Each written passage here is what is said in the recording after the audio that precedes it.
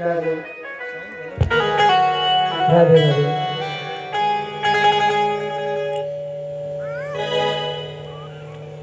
बोले वृंदावन बिहारी लाल की जय हो। आप लोग जयकारा नहीं लगाते तो तक आनंद आता नहीं है। जोरदार जयकारा लगाओ, अड़ोसी पड़ोसी गांव जवार में पता चले हाँ भाई कथा हो रही है। बोले वृंदावन बिहारी लाल की, राधा रानी सरकार की। अब अड़ोसी पड़ोसी सोच रहे होंगे ना महाराज सोएंगे ना सोने देंगे।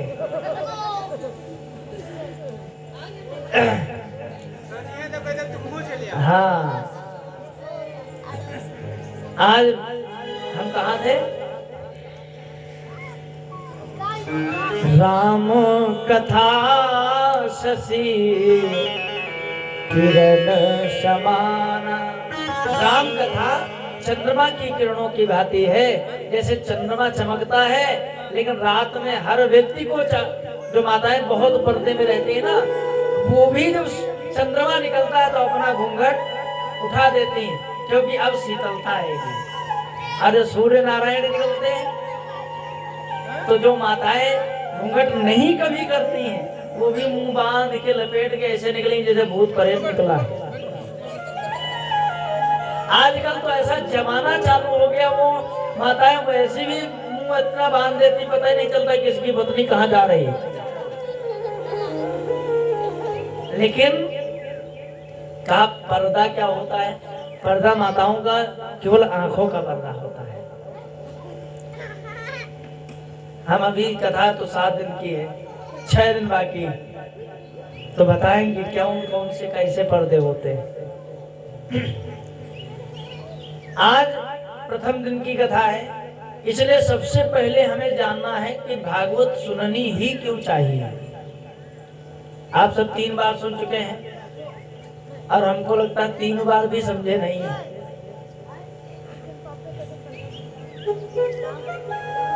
आप लोग बुरा नहीं मानना, हमारी आदत है ऐसे बोलने की। राम भगवान की कथा इसलिए सुननी चाहिए क्योंकि हमें मरना है। अच्छा एक बात बताइए, सभी लोग विवाह की तैयारी करते हो, है पंकज भैया, और तिलक की तैयारी करते हो, बारात की तैयारी करते हो, परीक्षा की तैयारी करते हो, मुंडन की, जन्मदिन की, अरे भैया हजारों तैयारियां। मरने की तैयारी कौन करता है? किसी ने किया है? नहीं किया। और मरना सबको है। हाँ महाराज जी यहाँ बैठे, इसका मतलब ये नहीं महाराज जी नहीं, महाराज जी सबसे पहले पोर्शन में होंगे। मरना सबको है और सभी को तैयारी करनी है। अब तैयारी क्या करनी है? ऐसा नहीं सोना चांदी सब बटोर के रख लेना, नहीं लड़कों को नहीं देंगे, हमको जाना है। तो कहा मरना है, मरने की तैयारी क्या करना है? बने जो कुछ धर्म कर ले यही साथ जाएगा। न सोना है न चांदी है, नए आसिया अपना। न सोना साथ जाएगा, न चांदी जाएगी, न ये मकान बनाए ये भी नहीं जाएगा। जाएगा क्या? कहा बस जो कर्म अच्छे बुरे किए हैं। हाँ, जो हमने जैसे कर्म किए हैं, हमने किसी को मारा है तो काम मारने का भी पाप लिखा है। और गरुड़ पुराण जिसने सुनी होगी उसको पता होगा। गरुड़ पुराण में एक श्लोक हमें बहुत प्रिय है, उसमें लिखा है तदेव साध्या भूमि पातकोयम अमात्रा च दूषा नलिकूबराया। और गौ घातनानाम यमपुरे तवाचना तौ तैलनाभ्या भुवनेशि पादम। कहा जो व्यक्ति गांव में गायों को मारता है, हाँ आजकल अपने अपने खेतों में खूब तार लगा के रखे, अब गाय कट के आई कोई मतलब नहीं, कहा हमारा धन बचना चाहिए। तो कहा जो व्यक्ति गायों को, बैलों को, भैंसों को इत्यादि को जो बेजुबान जानवर हैं उनको मारने का काम करता, उनको क्या कहा? तेल में उनको डुबा के कढ़ाई में ऐसा तला जाता है जैसे पकौड़े तले जाते हैं।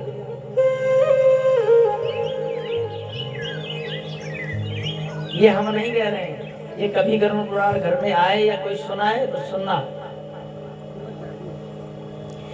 और बहुत सारे लोग कहते हैं गरुड़ पुराण सुननी नहीं चाहिए। मेरा मत तो ये है, जीवन में कथा जीते जी गरुड़ पुराण की सुननी चाहिए, मरने के बाद कौन सुनने आएगा? भाई हम मर गए, बेटे ने गरुड़ पुराण सुनाई, तो गरुड़ पुराण तो बेटा सुन रहा है, हमारा कल्याण कैसे होगा? हमको कैसे पता चलेगा हम सुधर जाएं तो ये हो जाएगा? हम मर गए, गरुड़ पुराण सुनाई कि भैया ये करो ऐसे ये होगा, ये करो ऐसे ये होगा, लेकिन हम तो मर चुके हैं, ऑलरेडी कर चुके हैं सब कुछ, फिर हमारा सुधार कैसे होगा? कहा गरुड़ पुराण जीते जी सुननी चाहिए। और भागवत मरने की तैयारी है। भागवत कथा जितनी आप सुन रहे हो उन्होंने सब में यही लिखा है, मरने की तैयारी कैसे करें। ध्रुव जी ने, प्रहलाद जी ने, अजामिल ने, सबने यही कहा है कि मरने की तैयारी कैसे करनी है। और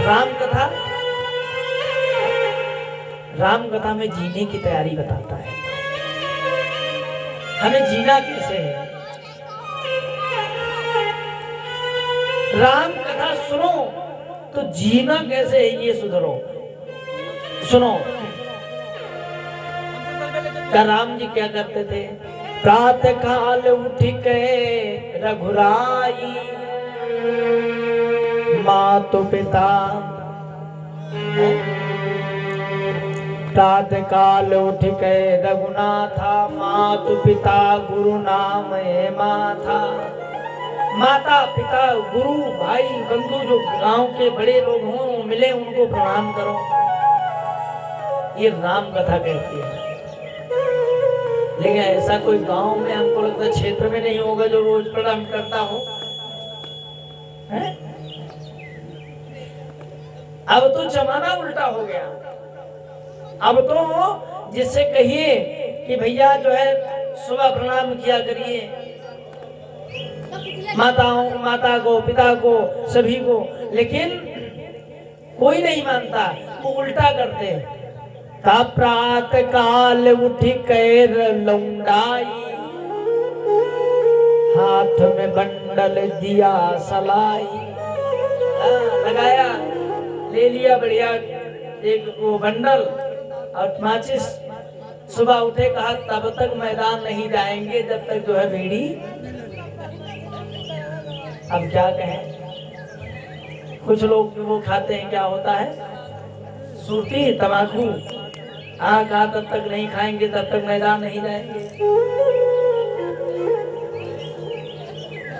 क्या मतलब है ऐसे जीवन का?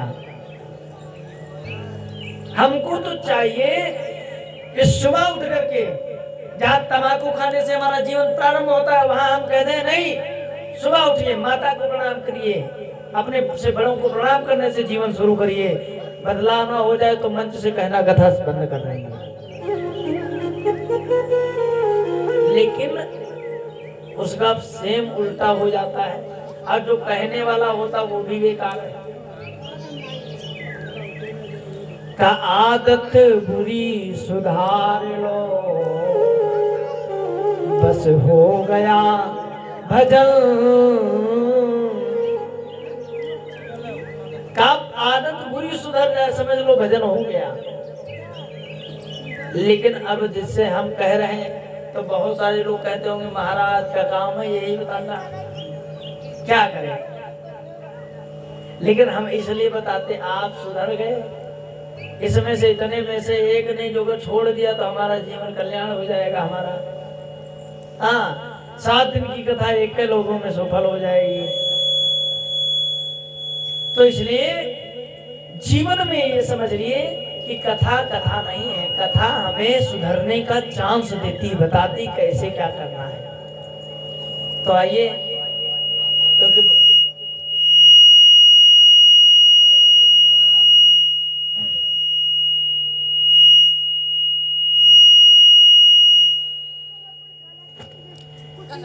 बोलिबा के बिहारी लाल की जय। का कथा कैसे सुननी चाहिए, क्यों सुननी चाहिए, ये सब ये हम रात भर बताते रहेंगे बैठे बैठे, ये हमारी अपनी कहानी है। लेकिन आइए हम भागवत में प्रवेश करें। ये थोड़ा आवाज सही कर दीजिए। तो जो है पहले श्लोक का भागवत का गायन करें। जिनको नहीं आता है हाथ जोड़ करके उस श्लोक का गायन करिए। सच्चिदानंद रूपाय विशोत्पत्त्यादि हेतवे तापत्रय विनाशाय श्री कृष्णाय वयं नमः।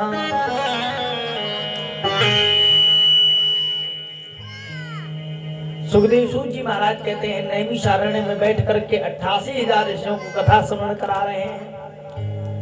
आपको पता है कथा सबसे पहले कहाँ हुई है? भागवत कथा सबसे पहले कहाँ हुई है मालूम है? कितनी कथा सुने हो? जी तो हमें ही सुना है। तीसरी है ना? हाँ हाँ, लेकिन कथा सबसे पहले नैमिषारण्य में हुई। आप सब सुनते होंगे सूतोवाच, शौनकोवाच। तो ये शौनक जी महाराज नैमिषारण्य में बैठ करके 88,000 ऋषि बैठे थे और सूत जी जो थे वो वहीं से सुना रहे थे, तभी लिखा सूतोवाच, शौनकोवाच। और 1000 साल तक ये कथा भागवत कही गई है हमारे यहाँ नैमिष में। 1000 साल कथा चली है। अब तब भी सूत जी ने कहा हरि अनंत हरि कथा अनंता। भगवान की कथा कहा हरि अनंत है, उसकी कथा बहुत सारी है महाराज, अब हम कह नहीं पाएंगे। अब वैसे भागवत और रामायण कितने श्लोकों में है? रामायण 1 श्लोक में है। आदौ राम तपोवनाधिगमनम् हत्वा मृगे कांचनम् वैदेही हरणं जटायुमरणं सुग्रीव संभाषणं बाली निग्रहणं समुद्रतरणं लंकापुरी दाहनं पश्चात् रावण कुंभकर्ण हननम् एतद् रामायणम्। पूरी राम कथा हो गई और जन्म से लेकर मरण तक रावण के राज्याभिषेक तक एक ही श्लोक में पूरी रामायण है। हम 24,000 रामायण की चौपाइयां पढ़ते हैं। रामायण में 24,000 चौपाइयां हैं। तो इसलिए सच्चिदानंद रूपाय विश्वोत्पत्त्यादि हेतवे, जो सत्य बोलने वाला है भगवान कहते हैं उसके अंदर हम विराजित होते हैं। सच्चित आनंद का जो सत्य बोलने वाला व्यक्ति होता है उसका चित्त निर्मल होता है, मतलब बिल्कुल गंगा के समान पवित्र होता है। कहा ऐसे निर्मल व्यक्ति के अंदर कहा आनंद का प्रादुर्भाव होता है। जहाँ आनंद प्रकट हो जाता है वहां का परमानंद अपने आप आ जाता है। कहा ऐसे श्री कृष्ण भगवान को हम कोटि कोटि बार प्रणाम करते हैं। बोले बाके बिहारी लाल की। और भागवत मतलब समझ लीजिए। भा माने भक्ति, गा माने ज्ञान, वा माने वैराग्य, ता माने तप, तपस्या। ये 3 चीजें हैं। ये सब हम आपको विस्तार से कल बताएंगे। आइए, इस नैमी सारण में सूत जी महाराज सौनकादि 88,000 ऋषियों को कथा श्रवण कराते हुए कहते हैं कि यहाँ पर एक बार ब्रह्मा जी को भ्रम हो गया कि महाराज ये कथा ऐसी है, लोग कहते देवताओं को भी नहीं मिलती है, तो ये कथा वजन कितना है इसका। तो सत्यलोक में, ब्रह्मलोक में एक तराजू बांधा, एक तरफ भागवत रखी गई, एक तरफ सारे ग्रंथ रख दिए गए। अब ग्रंथ जब तौले गए तो महाराज जो भागवत है उसका पलड़ा उठा ही नहीं, रखा ही रहा। तो कहा इसका मतलब क्या है? कहा भागवत क्या है? कहा भागवत है रस। अच्छा, रस वजन होता है कि उसका छिलका? रस वजन होता है। तो कहा भागवत क्या है? भागवत है रसिका भुवि भाव का। कहा रसिकों का जो पीने वाला अमृत है, इसलिए उसका भार ज्यादा है। और ये सब जो है शिवपुराण इत्यादि बहुत सारे ग्रंथ हैं, कहा ये सब छिलका है। तो कहते नहीं, बहुत लोग कहते हैं कि आम खाओ गुठली से क्या मतलब। तो कहा ये भागवत क्या है? केवल रस पियो, इसमें जड़ मत ढूंढना कि कहीं के बाप का क्या नाम है, ये नहीं भागवत में लिखा है। भागवत में केवल क्या लिखा है कि केवल भगवान की कथाओं को सुनकर कैसे भगवान को प्राप्त करें, ये लिखा है। किसी के बाप का नाम नहीं लिखा। बहुत सारे लोग कहते हैं भगवान की जो भागवत वक्ता होते हैं उनको ये उनसे पूछ लेना उनके बाप का क्या नाम था, समझ जाना। लेकिन भागवत में ऐसा कहीं वर्णन नहीं लिखा है। भागवत का मतलब है रस, जिसको पी करके परीक्षित जैसे राजा को आनंद प्राप्त हुआ। तो आप रस पीजिए, जड़ के चक्कर में मत पड़िए। एक बार की बात है, सूत जी महाराज कहते हैं भक्ति ज्ञान वैराग्य को मन में इच्छा हुई कि जो है मृत्यु लोक टहला जाए, घूमा जाए। मृत्यु लोक के लिए प्रस्थान करते हैं और यहाँ आए तो यहाँ पर घूमते घूमते हरि क्षेत्रम कुरुक क्षेत्रम श्रीरंगम सेतु बंधनम एवमादिषु तीर्थेषु भ्रममाणा इतस्ततः। कहा भक्ति ज्ञान वैराग्य सारे तीर्थों में घूमते कहा जब पहुंची, कहा महाराष्ट्र पहुंची।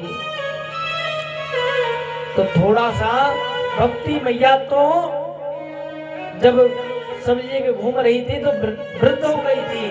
तो कहा महाराष्ट्र पहुंची तो थोड़ा सा युवा हुई और कहा भक्त्यो गवर्धनम यच्च कृष्ण संतोष हेतुकम तदहं ते विधास्यामि सावधाना तया शृणु।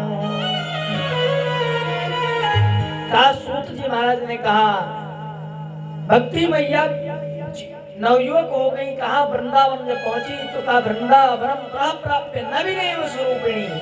और कहा ज्ञान वैराग्य वृद्ध हो गए। कभी ऐसा देखा है बेटा बूढ़े हो और माता जवान हो?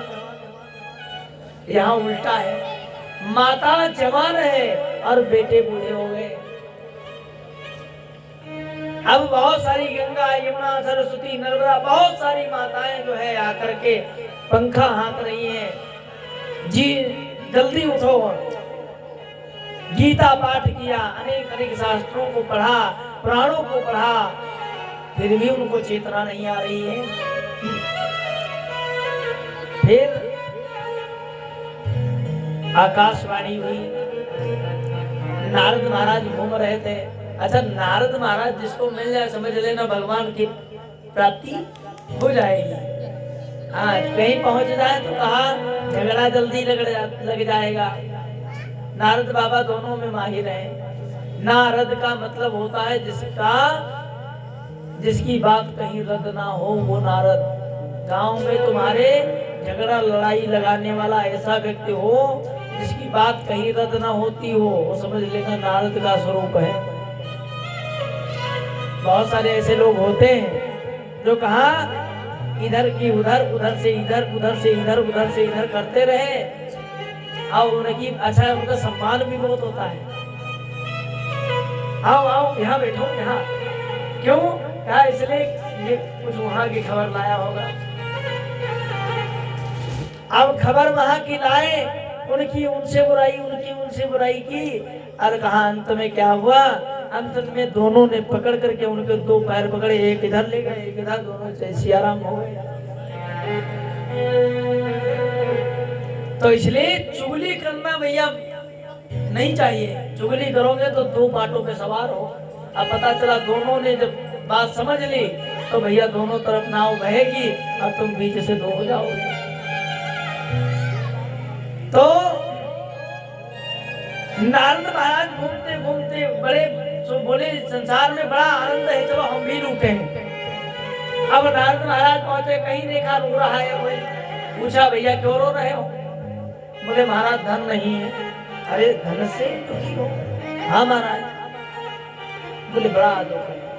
आगे बढ़े, किसी के पास धन बहुत है महाराज और वो फिर भी रो रहा है, क्यों रो रहे हो? अरे महाराज बड़ा दुख है। क्या हो गया? बोले खाने वाला नहीं है।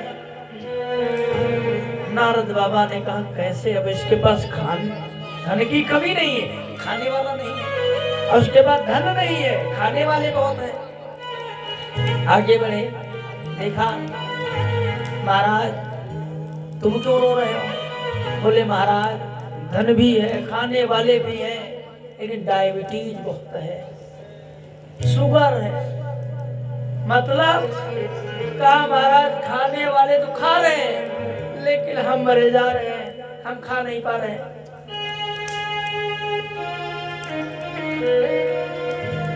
बहुत सारे ऐसे लोग हैं, कहा उनके डायबिटीज, बीपी, शुगर, अरे भैया दुनिया की तमाम बीमारी उनके ठेके में है। कहा धन तो बहुत है, खाने वाले भी हैं, लेकिन हम मरे जा रहे हैं। हम खाली गर्म पानी सुबह, गर्म पानी शाम, और कहा वो क्या होता है डाइटिंग। कहा कल गोभी की पत्ते की सब्जी खाना, परसों जो है वो मकैया के जो पेड़ होता ना उसकी पत्ती के से झलरा खाना, तेल बिल्कुल न खाना। लेकिन अब सभी चीजें सबको मिलती नहीं। नारद महाराज ने कहा बड़ा जीवन में, इस संसार में तो बहुत ही ज्यादा कष्ट है। आगे बढ़े, एक संत मिले, महाराज तुम तो आनंदमय हो। महंत ने कहा महाराज हम तो बड़ा आनंदमय है महाराज, पैसे रुपए की किसी की कमी नहीं है, खाने वाले भी हैं, हम भी बहुत खाते हैं, लेकिन महाराज कमी है। क्या? बोले हम इस चिंता में मरे जा रहे हैं कि हमारा उत्तराधिकारी कौन होगा, आश्रम को कौन चलाएगा। नारद बाबा ने कहा ये तो गृहस्थों से भी बड़ा गृहस्थ है, ये संत कहेगा।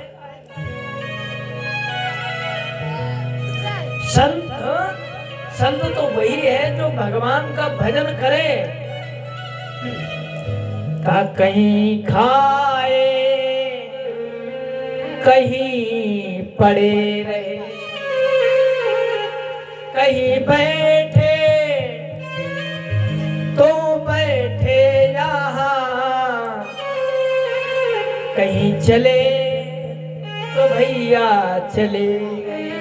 अरे हम बैठे हैं तुम्हारे द्वारे तो अपने बाप का द्वार है, बैठे जा रहे हैं तो कौन सा हमारे बाप का छोड़ के जा रहे हैं। ये संत की परिभाषा है। रमता जो की बहता पानी। अच्छा हमारे पास कुछ है ही नहीं तो चिंता काहे की? खिलाने वाला वो है। अब से हम आए हैं आपके यहाँ, ये कुर्सी तुम्हारी, ये टेंट तुम्हारा, ये द्वार तुम्हारा, हमारे बाप का क्या है? हाँ? अब बैठे हम ऐसे जैसे मालूम पड़ता हम ही सबसे बड़े हैं। हम पूरे गांव में ऐसा लगता हम ही सबके मालिक हैं यहाँ। कब तक? का 7 दिन तक। और जहाँ निकले कहा भैया ना हमारा था, ना हमारा है, ना हमारा रहेगा। तो हमको काहे की चिंता? चिंता है घर पहुंचने के बाद भैया लड़का बच्चा कहाँ है, क्या है, कैसा, ये चिंताएं है। तो महात्मा का मतलब कि जिसको किसी बात की चिंता ना हो। और चिंता भैया जब आश्रम 2 बीघे का होगा तो भैया उसकी चिंता तो होगी। साफ सफाई करने वाले की व्यवस्था करो, मंदिर में पूजा करने वाले की व्यवस्था करो, खाने की व्यवस्था करो। तो कहा ऐसे महात्माओं से मतलब ही नहीं। मतलब कब है? का सागर बूंद भराए दो, मोती लपटे रहे, 7 समुंदर पार चले गए, अब मोती छोड़ गए। क्या संसार में आए हो? जो भी है ठीक है, छूट जाए तो बढ़िया, और नहीं तो भैया राम नाम के सहारे सागर पार करते चले जाओ। सूत जी महाराज, नारद महाराज ने कहा बड़ा दुख है। नारद महाराज पहले से रोने लगे और घूमते घूमते कहा वृंदावन पहुंचे। और वृंदावन में देखा बहुत सारी माताएं बैठी हैं और सब चारों तरफ से पंखा हिला रही हैं। किसी ने पूछा नारद